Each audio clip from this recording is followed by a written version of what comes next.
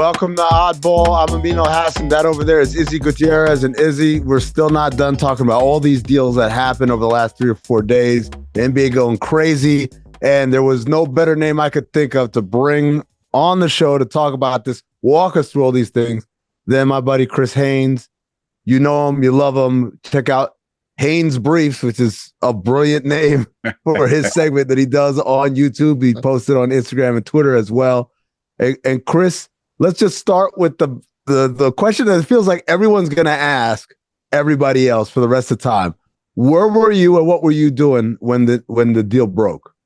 So that was Saturday night. I was home. I was watching the Vince McMahon documentary. Ooh, that was a good one. And I'm on the last episode. So I was thoroughly enjoying that. There were some things in that documentary that I had no clue about. So I get a call. I'm not going to say who I got a call from, but the call was Luka Doncic. Yeah, it was the Luka. It was the Luka. No, it wasn't Luka. It was Luka directly. It wasn't Luka. It wasn't Luka. But I got the call, and the call said, I'm not going to say who it was, but the call said, "This is real. Go." Mm. And I was like, and then I looked at my phone, and I had a text that was like a minute prior to that call. And then the text had the information. And I'm like, what the? And so it wasn't like, so for me, it wasn't like I saw it and then I just didn't believe it. And I sat there for 5 or 10 minutes trying to, it was basically, I got a call saying, this is legit. This is real. Go. They hung up. Then I looked at my text, and a minute or two prior, I had a text with the information. And I'm like, wow.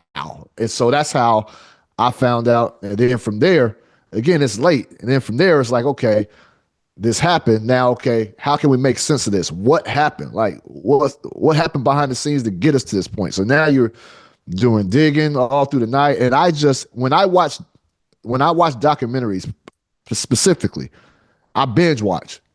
And so now I'm pissed because I got to the last episode of this McMahon documentary. And I still haven't seen it because after that, the next day, De'Aaron Fox and everything. So I got one episode left, and I'm pissed. I'm pissed about that. But that's what happened that Saturday night, and which led me. I think I didn't go to bed till maybe 2 in the morning at that point. Because now you're just trying to connect the dots, see what happened. Then when you start realizing, like, damn, Luka really didn't know about it, and they kept this thing a secret, and you're hearing all, so it was. How did they do that, Chris? How did they keep it a secret? I'm trying to think of a trade that's like been this shocking. I think the only one that created this much conversation was a non-trade, right? The Chris Paul trade that got canceled to the Lakers. But how did they keep this a secret? Yeah, that's a good question, Izzy. I mean, look, we've had scenarios or situations, I should say, where a player might be, like I'll say the Damian Lillard trade, right? So a player might be, we know that it's out, it's public, that the player has requested a trade and the player wants to go to XYZ. And then we have scenarios where a team will pop out of the blue and swoop in and get them. And so we've seen that with Damian Lillard, Milwaukee Bucks that came out of nowhere. But rarely is a player of this caliber, superstar player, where it wasn't out for an extended period that this player is on the trading block. That is rare. Now, I will say this. When it comes to the AD situation, I've known that it was unlikely that AD would get an extension with the Lakers. So I was always told that be on the lookout for something potentially happening with AD over the summer. I didn't anticipate something happening in February. And I definitely didn't put a link with AD and Luka. And so both sides, I mean, I would say I'll give Nico Harrison, Harrison credit over there, the general manager for the Dallas Mavericks. He's been pretty outspoken and saying things publicly that I didn't anticipate him saying, like, defense wins championships, and just kind of explaining in detail why they chose to go this route. But to answer your question, Izzy, I mean, I see a lot of people who are criticizing Nico's part, the Dallas Mavericks part, and asking why didn't they extend this search out? Why didn't they make it public? Or not? Well, yeah, I guess you say make it public, because whenever you do involve a lot of teams, it's going to get out. And so why didn't they do that to try to enhance what they can get in return from other teams? And I don't have the answer to that, but what I will say is that him and Rob, they spoke for the last couple of weeks, and they formed a bond, and they felt like they can trust and confide in each other, and they did, and that's what ultimately led to this. And now, is that the best package they could have got for Luka? I don't know, but AD is a still pretty good package. And if you look at the Dallas Mavericks roster and what they still can do before the deadline is up, they still have a roster that can compete. So I think that that's something to be said about that. Yeah. So, Chris, I want to ask about all those things. But before we get to that, one of the things that you reported exclusively was the Lakers were not the only team that Nico Harrison kind of tested the waters with. There was another team that basically said no. Do we know what team that was? Do we know what team that? Because I have my guesses. Give me your guess. Let's go. I was going to say that sounds like a laugh of a man who knows the answer to that question. By the way, give me your guess, Chris, the lawyers will tell you when they ask you, "Do we know the answer?" You just say yes, and then stop talking. you don't say, because I didn't ask you which team. I said, "Do we know?" My guess is it's Milwaukee. Yeah. My guess is Milwaukee, because when I piece together the caliber of player, Giannis Antetokounmpo, plus the description that Nico Harrison said in the press conference of what they were looking for. So someone who was a defensive presence, who was also dominant offensively. Again, that shortens the list considerably. So Giannis checks those boxes. And then you look at, all right, so and then it's got to be someone who, I'm not going to say isn't happy, but definitely isn't 100% happy, right? So Giannis has made kind of rumblings and grumblings in the past about, man, what are we doing here? So I feel like he looked like someone that they might say, oh, that might be vulnerable as far as a trade partner, someone who'd be willing to listen, in the same way that you just described Anthony Davis. Look, that extension probably wasn't going to happen this summer. So do my tea leaves sound about right there when I say Giannis in the Bucks? I'll answer it like this, Amin. I've heard that. I've heard that. I love that answer. I was about to say that I don't follow that logic, but now I'm 100% convinced. So there you go. I've heard that. I've heard that. I can say I've heard that. Okay. I think when you look at Luka, and we're starting to hear rumbles about this lack of conditioning, and we've seen the videos of him popping a beer after a game, and we look, it's out there that he hasn't done the best job, and is keeping up with his conditioning and defense. We know that's been a liability of his. If there's any flaw in his game, it is that area. And so we understand that he was up for a supermax extension, $300 million plus over the summer. From what I was told, the Mavericks did not feel comfortable giving him that extension with that amount of money tied up, and feeling like he was going to live up to being a professional superstar and doing all that it took to uphold that. And then on top of that, being able to build around him. So that made it complicated. And I think if you look at it, obviously you can see that something started to deteriorate between Luka and the front office. And I just think, we're still trying to connect the dots a little bit in this situation, but it's you can kind of see where things started to fall off. And again, Anthony Davis still, he wanted to play with a center. Well, Dallas has a lot of centers over there too. they have a lot of centers over there. But you can look for Dallas to possibly move one of those centers. Like, they're still very much active. If you look at sort of the big picture and how this happened, and the fact that they didn't really talk to but two teams here, AD's role in this, right? Him waiving his trade kicker to be a part of this team. How much did that, do you think, or do you know, actually move the needle on this trade? It's like, hey, we're going to get an all-NBA first teamer for an all-NBA first teamer. That doesn't seem to happen. and he's willing to save us some money, keep us under the tax. Let's just do this. For sure. And I think what you have to understand with that situation is Nico Harris used to be AD's Nike rep.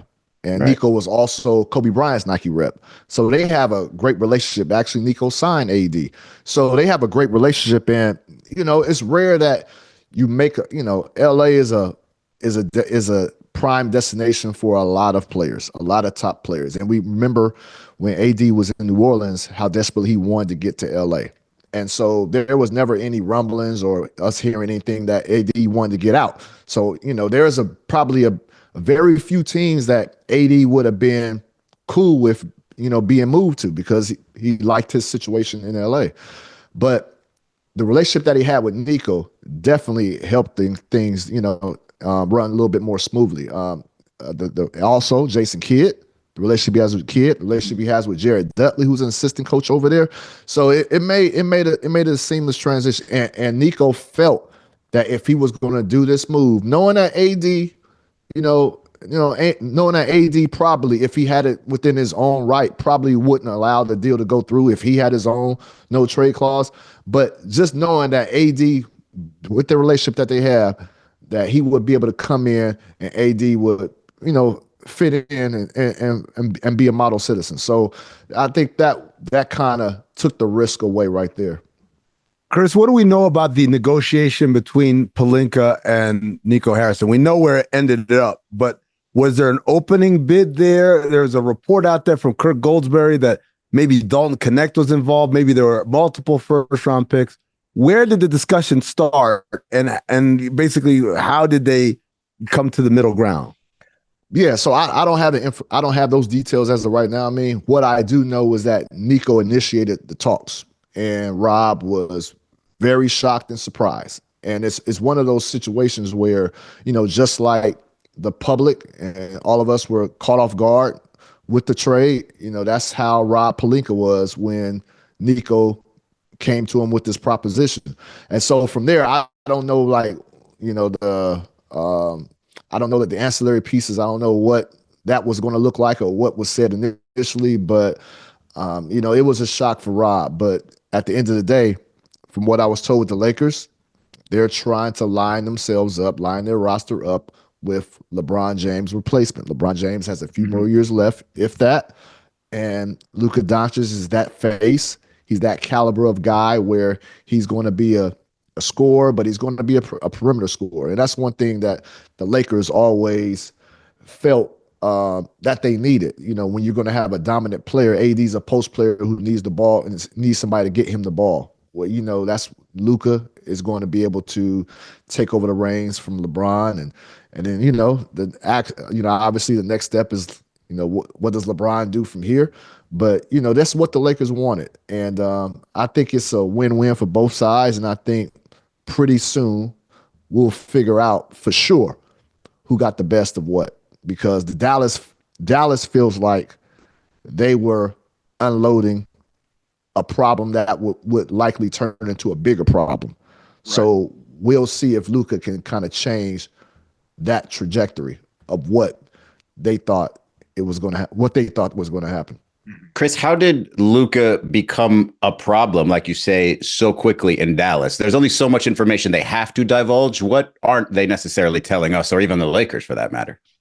Yeah, just, conditioning, not being committed to conditioning, not being committed to the defensive end.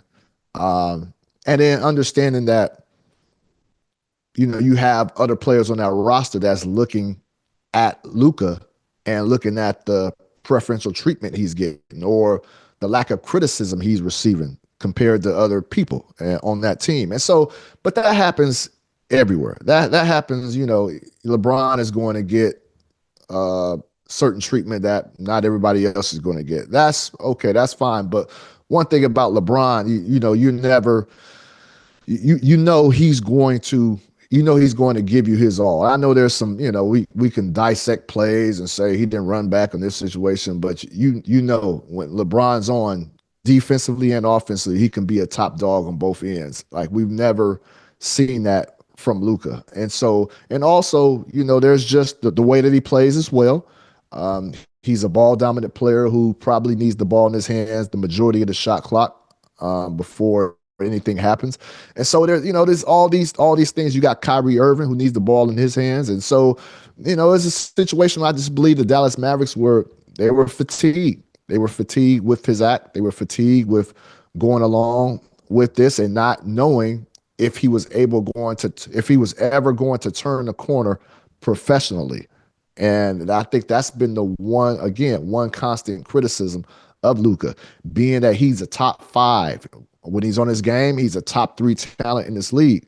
But there's always just, similar to Zion. We know he's a top player in this league, but, is he going to be a professional? Is he going to do the things that are necessary to keep him on the court? And not just that, keep him on the court, but are you going to do the things necessary to elevate your game on both ends of the floor? And those are the question marks with Luka. And that's what, we want. I'm interested in seeing if Luka is going to be able to turn that corner. I hope he does, because he's an elite talent. Chris, let's look at it on the Lakers side of things. Obviously, this roster right now is imbalanced. They don't have a lot of size. Do you expect them to do more moves before the trade deadline? And how does LeBron kind of accepting that, look, we might, in terms of a championship this year, we might have taken a step back, but this is so much better for the franchise in the long term. But again, LeBron is 40. How much long term does he have in him? Good question to me. I reported yesterday that LeBron does not intend on leaving the Lakers past the deadline. So, I know there's the Golden State Warriors, or a team that's kind of lurking for everybody. So his plan is to stay there in LA. What he does beyond this season, I don't know. Obviously, LeBron has that no trade clause, same as with Bradley Beal. So what do they do from now? That's a very good question. I know if they make a move, it's going to be a small move, potentially bringing a center in. But with that being said, I don't know what to expect from this team on the basketball court, because this is bringing in a player. LeBron and Luka are very similar players, require the ball to be in their hands a lot. And usually you don't see a trade like this happen mid-season. So you would think it's going to take some time for those guys to get accustomed to playing with one another, to figuring each other out. And I don't know if there's that much time left in this season. So that's what I'm kind of confused by. Okay, all right, the talent's there. I don't know if it's going to gel right away. And if it's not going to gel right away, then they're going to suffer. So are they kind of punting on this season? I don't know. So all we do know is this definitely more so was a future move, with Luka being a cornerstone of that franchise moving forward. It's kind of fuzzy as of right now what it means in the current time. Does it mean maybe they also punt on Austin Reeves? Because there was discussions that, he's one of those people that might be not necessarily untouchable, but you're going to have to a really strong offer to get him. Now with that trio, would you say, does he become the guy that they dangle in front of other teams and say, hey, let me get a big out of this? I think he's the one susceptible to a trade if they're going to make a significant move to get something significant back in return. He's the obvious choice for sure. That still doesn't necessarily mean that they're going to do anything with him, right now, but he's the obvious choice if you're looking at it from that standpoint. Chris, last question on this topic. A lot of times when things happen that are shocking in the NBA, we get a very strong reaction. Us in the NBA media, we have this term unintended consequences, going back to the 2011 lockout and all the things that happened as a result, what they didn't plan on happening, but ended up happening. Do you think this deal in any way causes this type of unintended consequences down the line? Or is this the unintended consequence of all these stars having asked out over the last few years? Okay, let me break down your question. When you're talking about unintended consequences, what are you referring to? Give me something that you think could happen due to the way things are being ran now. What is the scenario that could happen later in the future that could be a detriment to the players?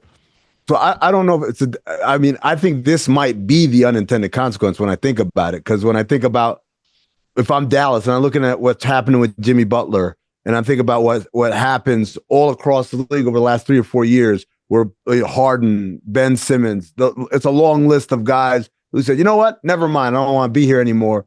And how they are out leveraged at that point. And so I almost feel like they are trying to get ahead of it in the same way. And we'll talk about it a little bit later, but the same with Sacramento and De'Aaron Fox, the idea of he hasn't even made a decision yet whether he want to stay or not. And Sacramento says, hey, we're going to make the decision for you. So it's all of these kind of moves that have happened. Are they unintended consequences of all the things that have happened up until this point? Yeah, so that's a good question. I mean, what I can say to that is I've spoken to a handful of retired players who are, I understand like it seems like there's always a generation that complains about the newer generation and how the newer generation are running things. But I think these retired players do, hold some weight as far as the concerns that they're seeing.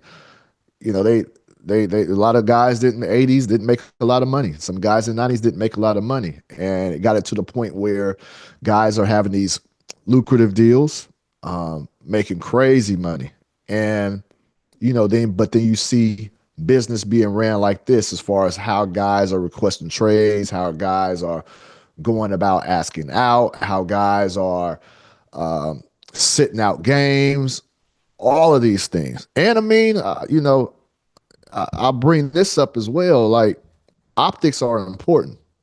And when I say that, I'm like, guys, I like all these podcasts that these players have, but optics are important. Like, if you're not on the court and but you still have time to drop podcasts, like that doesn't look good.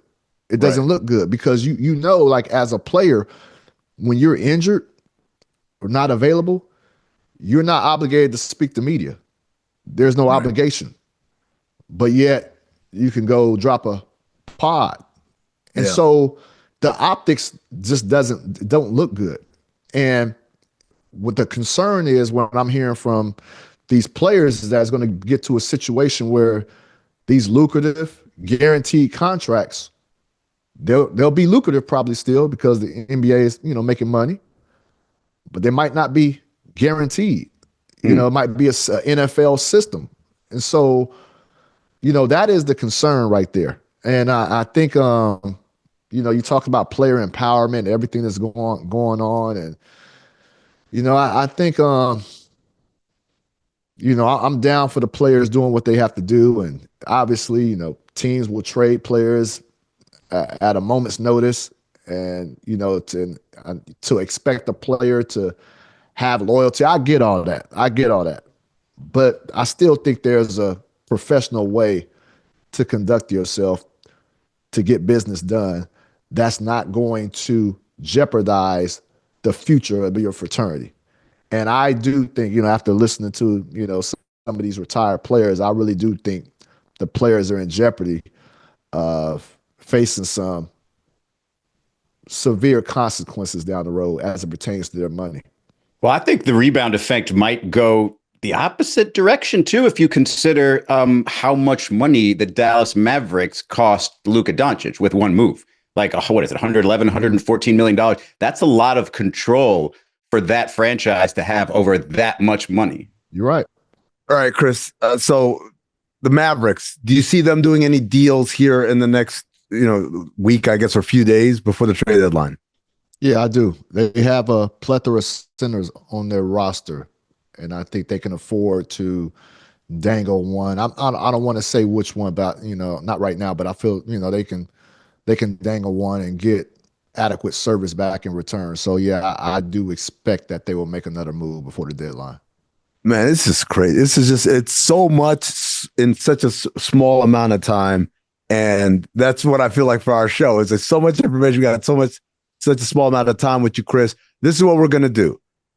We'll end the show here if you're watching DraftKings Network. But if you want to listen to that on podcast or go on YouTube, that conversation continues. Right before we get out of here, quick question. Is this the biggest trade in NBA history? Because my boy asked me that question the other day, and I said no, and then I thought about it and said he might be right. It feels like it because it's in season, because it was so shocking, because the Lakers are involved, because It got the leading scorer in the league who just made the finals last year. All of it is shocking. And based on how many times I got asked it, yes, a million times, the most shocking.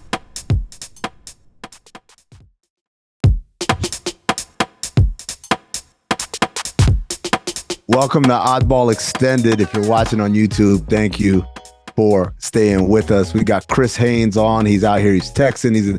I like the fact that he's just still working. Don't even worry about putting your phone down. You can keep the phone working while you're talking to us. I told Chris I'd rather him do, because you're looking at a live look at what it looks like, and plus he might accidentally slip up and tell us a name that's on his text. Before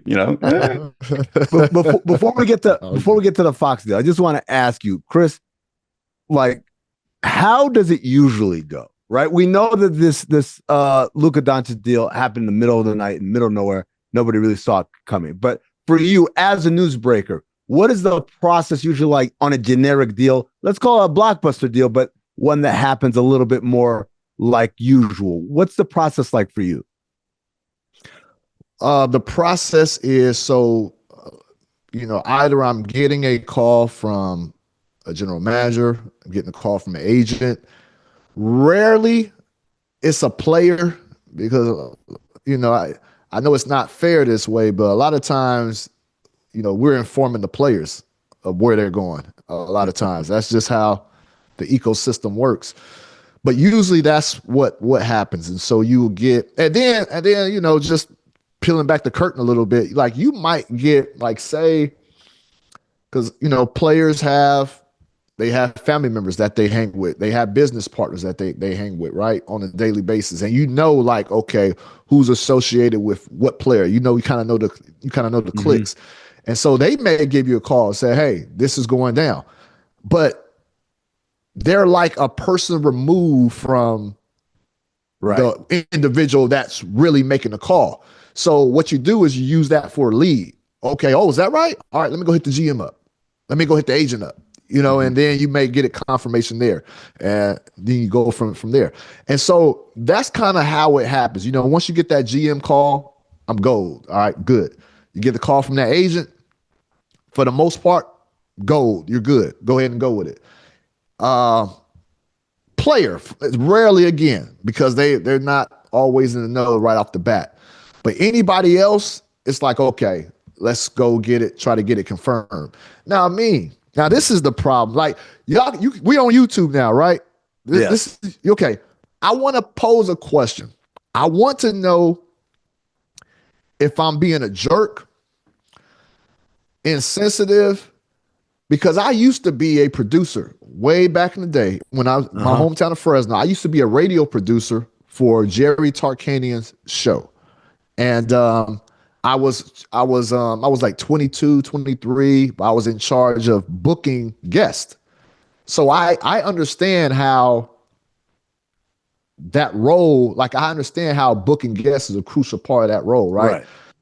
So relationships. I've known you, Izzy, for a while, right? Relationships are key. And this the problem. This is what rubs me the wrong way. And I want to know from you guys in the comment section of YouTube when it gets there, I want to know, am I out of pocket? Am I out of pocket? Because Izzy Amin, it happens every time. You break a story, right? And now that I'm independent for the time being, my breaking story and my duties after that are a little bit different. But typically, you may break a story and you don't have time to write the story out. So you break the story on social media, and then you have to flush it out, right? Write your story, file, do whatever you need to do then. But every time I break a story, you get flooded with radio, TV requests right after. Like right after, as if I have nothing to do. You killing at that point. I mean, right after. Yeah. Like you posted it like at 12:01, at 12:02. They're like, "Hey man, can you come on? Time. Can you come on WKRP?" right after, from any and everywhere. And I'm the type that, listen, man, like I may break a story, but I'm on it for maybe like the next 2 hours because we're trying to figure out, okay, what happened? And then I gotta write a story. I have my own obligations, right? And so I'm being honest, man, I get ticked off. Like I feel like it's a little insensitive for you. We don't have a relationship. And another thing, you're not paying, you're not offering to pay, you know, that'll get my attention. I'm gonna be honest, that'll get my attention, especially being independent now. So we don't have a relationship. And so out the blue, you're hitting me up a minute, 2 minutes after the fact and asking if I can come on your show. And again, that's something that I know the common folk, you know, they may say I'm being a dick. You know what I mean? No. Look, Chris, let's get this out of the way. Next time, and you know, we can talk about payment. If you want to just talk to us before you put out that tweet, perfect. You know, you can afterward go back to work, keep cursing those other people out. You just get us early. Is that okay? No, relationships matter. I'm not jumping on this. Just a trade deadline, but this is the busiest part of the year for me. Trade deadline, draft, and free agency. Relationships matter. Amin hit me up. I'm gonna figure out a way to make it work. But we don't have a relationship. Yeah. We have nothing. And I know for a fact that, you know, these TV stations or these radio stations, they have local deals with their own local insiders or whatever. And I know you're paying them. So you think you're gonna call? Like I feel so I don't know. I don't know if I'm out of pocket. Chris, I'm gonna answer your question the best way I know how. I once had a hit during the middle of the NBA finals on ESPN radio. This is back when I was at ESPN. And right around the same time, another hit came in for Sirius XM. And when I do hits for Sirius XM, I get paid for those hits. Guess who had to flake on ESPN radio? I was like, hey man, y'all ain't paying. I gotta make this move over here because my time is money. And so, Chris, you're not a jerk at all, man. I think that's totally understandable. And if it makes you feel better, a lot of times these radio stations, these TV stations, they're going down the list. Chris can't do it. They're just going to the next name on the list. So I don't think it's personal on their end where they feel like, oh my God, I can't believe Chris big time this or whatever. Yeah. So. No, I got you. No, because I understand, like, again, I was a producer for a radio show, and I understand, like, how big it is to, like, get a good guess, you know, at a moment's notice. And so, every now and then, like, it depends on, like, if I got ties to the area, like in Portland, you know, I was in Portland, so I got people down there that but that's different. You know the guy. You know, like usually the host or at least the producer or something. I think that's different. But I just want to make it known. It bothers me. I'm trying to work through it. I'm trying because I do see the other side. But if you want my attention at these crucial moments during the NBA season, you might want that subject matter. You might want to throw a dollar sign in that subject matter. Make it worth your while. Come on, man. I'm with you. We've got your attention. We've got your attention, right? So I got one more for you. We got to go over the Spurs, Kings, Bulls deal. The Spurs got De'Aaron Fox. The Kings got Zach LaVine. The Bulls get their first round pick back and Kevin Huerter, I believe. You want all the details, get it on Chris's Twitter at Chris B. Haynes. Chris, what intrigued me about this deal is from the San Antonio Spurs perspective. Was this De'Aaron Fox a guy that they were looking at from a distance and saying, hey, I can't wait till he's available because he's going to be the perfect fit to put next to Victor Wembanyama for the first half of his career? Or is this just a guy where they're saying, all right, we'll take what we can get because we're the Spurs. And even with Victor, free agency, people don't come here in free agency. Yeah, well, listen, it's very rare. Very rare. There hasn't been, like, I'm trying to think of the last free agent that wanted to go to San Antonio. I think it was LaMarcus Aldridge. He left Portland. I was covering the Blazers at that time when he left Portland and chose San Antonio. So yes, you're right. San Antonio is not typically known as a big free agent destination. Fox wanted to be there. He made that clear. That was the number one team on his list. I know he would have settled for some other teams. I don't think he wanted those other teams out there because he wanted the focus to strictly be on San Antonio and trying to get that done. With that being said, I know San Antonio, there was a few prospects San Antonio was looking at. De'Aaron Fox, definitely. Trae Young was also somebody that they were monitoring. The thing with San Antonio is that, you know, they're not in a rush right now to get to contending mode. You know, this is all nurturing and developmental phase for, they got some great young players on top of having Wemby. That's why Chris Paul was brought in, not to kind of take them to the next level, but just show them how to play basketball. Make sure there's a point guard that's going to be able to set them up and put them in the right situation.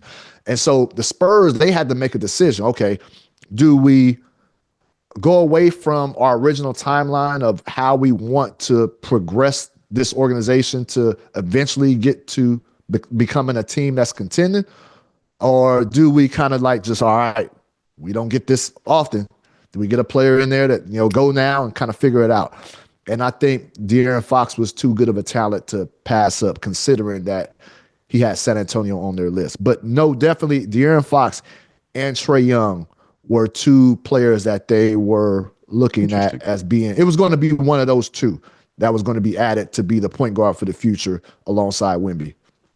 All right, Chris, last question for you here. So De'Aaron Fox, Zach LaVine, those were two names that are also linked perhaps to Miami. Those guys are off the board now. Jimmy Butler, what does this mean for him? And do you think, or where do you think he'll be playing by Friday morning? I've always thought Phoenix, because Phoenix was the most aggressive team. They still never abandoned their pursuit, and that continues to be the case. I would say what's keeping this on the back burner is Bradley Beal reluctance to waive his no trade clause, which is, it's kind of tough. Now we hear that Jimmy Butler is not willing to go to Golden State now. He doesn't want to go there. I don't know what changed there, because last I've heard it was Golden State and Miami. Golden State and Phoenix. So now that leaves just Phoenix. And if it's just Phoenix, it complicates things, because as of now, it'll be, unless it's a one-on-one swap, and I ain't gonna go there. But if it was a one-on-one swap between Bill and Jimmy, okay, then cool. But as far as we know, Miami doesn't want Bradley Beal. So it makes it complicated. And it's really, guys, I understand this is Pat Riley. He does things differently, but still, it's still hard for me to think that Jimmy would come back after all this, like that they would bring him back after all this. So I think he's going to be gone. But if there's any team, if there any other franchise, if there's any team that will, considering everything that Jimmy has done over this past month, if there's any team that would bring him back for the remainder of this season, it would be Pat Riley and the Miami Heat. And so that would be very interesting. But I still have a hard time believing that he will not be dealt. This whole fan base has been so frustrated with the run it back version of this Miami Heat that Pat Riley's going to triple down and say, nope, Jimmy's staying. We're running it back. Real quick, Chris, how many teams has Beal said no to, basically? Do we have a number? We don't have a number, but the stance has been that he is not waiving his no trade. And as far as of right now, as we record, still the Suns have not gone to Beal to tell him, hey, we may have this. Got it. Would you look at this? They haven't gone to him yet. Okay. That has been the case. And I think what Beal wants, or what I know that he wants, like the prime destination would be a warm weather city. That's where he wants to be, in a warm weather city, team that has a pretty good roster. And so you kind of like trying to narrow that out. Okay, warm weather city, pretty good roster. Any of the LA teams, okay, well, that's not going to make sense for the Jimmy part. Miami would fit the bill. There was interest before, but Miami doesn't have the interest now. So it's just tough, man. It's really tough. I still think it gets done where somehow he ends up in Phoenix. I do. But golly, this is tough, and I'm tired, guys. I'm tired. Like if there was any like story I had to cover that I got like just real fatigued on, and like this is it, because it seems man, I'm ready. Tired. I'm ready for February. We're all 6th. tired of it. Yeah. I think Orlando and Bradley Beal is a weird. It's like warm weather place and kind of like low pressure, which is what Brad did his whole carear in Washington. That might be a place he wants to. Here be. you go with that. We're not going to get into that. That's Izzy's Florida biases showing. What? Talk about. Check Beal the needing tape. low pressure. That's going to do it for Oddball. Chris, thanks so much for joining us. Again, Haynes Briefs, check him out. And of course, follow him on Twitter at Chris D. Haynes.